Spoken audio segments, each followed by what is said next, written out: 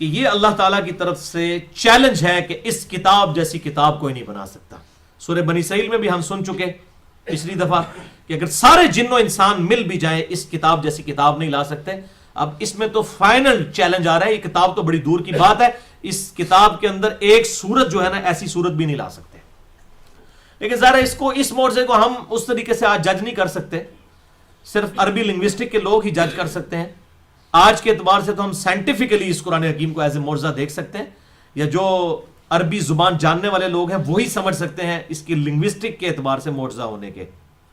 اس وقت اہل زبان اپنی زبان پر ناز کرتے تھے تو اللہ تبارک و تعالیٰ نے ان کے زبان والا جو غرور ہے وہ توڑ دیا. موسیٰ علیہ السلام کے زمانے میں جادوگروں کو ناز تھا, ان کا جادو والا غرور توڑوایا.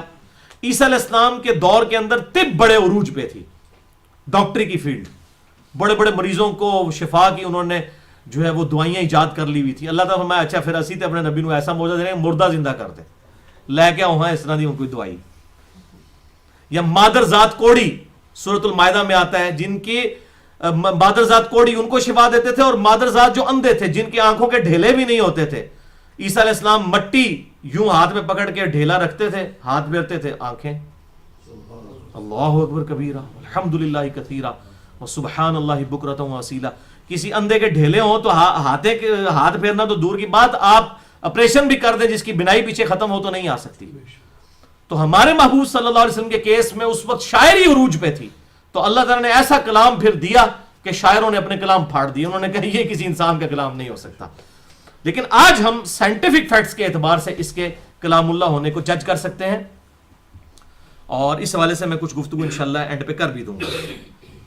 سورہ البقرہ آیت نمبر 23 اور 24, وَإِن كُنتُمْ فِي رَيْبٍ مِّمَّا نَزَّلْنَا عَلَىٰ عَبْدِنَا, اور اگر تمہیں شک ہو اس کتاب پر جو ہم اپنے بندے پر نازل فرما چکے ہیں, فَأْتُوا بِسُورَةٍ مِّن مِّثْلِهِ, تم بھی اس کی کسی ایک سورت کی مثل ہی کوئی سورت بنا لاؤ. اِنَّا أَعْطَيْنَاكَ الْكَوْثَرَ فَصَلِّ لِرَبِّكَ وَانْحَرْ إِنَّ شَانِئَكَ هُوَ الْأَبْتَرُ, یہ بھی تو ایک سورت ہے, اس کے برابر کی کوئی سورت بنا کر لے آؤ. وَادْعُوا شُهَدَاءَكُم مِّن دُونِ اللَّهِ, اور اپنے سارے حمایتی اکٹھے کر لو اللہ تعالیٰ کے علاوہ جتنی بھی ہستیاں ہیں, ان کنتم صادقین, اگر تم واقعی سچے ہو. فَإِن لَّمْ تَفْعَلُوا, اور اگر تم یہ نہ کر سکے, اس کتاب جیسی کوئی کتاب نہ بنا سکے, وَلَن تَفْعَلُوا, اور ہرگز تم کر بھی نہیں سکو گے ایسا. فَاتَّقُوا النَّارَ الَّتِي وَقُودُهَا النَّاسُ وَالْحِجَارَةُ, تو ڈر جاؤ اس آگ سے جس کا ایندھن آدمی اور پتھر ہے. پتھر وہ ہوں گے جن کے بت بنائے گئے, یعنی پتھروں کو تو ظاہر عذاب نہیں ہو رہا ہوگا, صرف کافروں کی حسرت میں اضافے کے لیے سورۃ الانبیاء میں آتا ہے کہ ان کے جن بتوں کو پوجا کرتے تھے ان بتوں کو بھی دوزخ میں ڈال دیا جائے گا. پتھروں کو تو نہیں آگ کا عذاب ہو رہا ہوگا, صرف ان کی حسرت کے لیے. اچھا ان کو پوچھتے تھے بھی ساڈے نال ہی نے تھے, انشاءاللہ بڑے بڑے بزرگ بھی انہاں دے علماء بھی نال ہی ہون گے. پھر کہیں گے صاحب تسی بھی تھے, انہوں نے کہا اتنے ہی ہونا سی ساڈی وجہ تسی جے پہنچے ہوتے اسی تو تواڈے تو پہلے پہنچے ہیں. تو یہ وہ چیز ہے, ولیعوذ باللہ تعالی.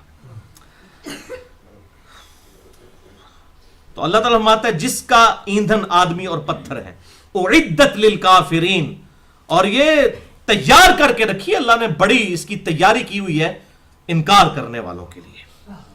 تو یہ کانفیڈنس لیول ہے. اللہ تعالیٰ فرماتا ہے کتاب لے آؤ اس طرح کی کو بنا کے. اور واقعی قرآن کے اندر جو کانفیڈنس ہے نا, سٹارٹ ہی آپ دیکھ لیں, ذالک الکتاب لا ریب فیہ, یہ وہ کتاب ہے جس میں شک کی کوئی گنجائش ہی نہیں ہے.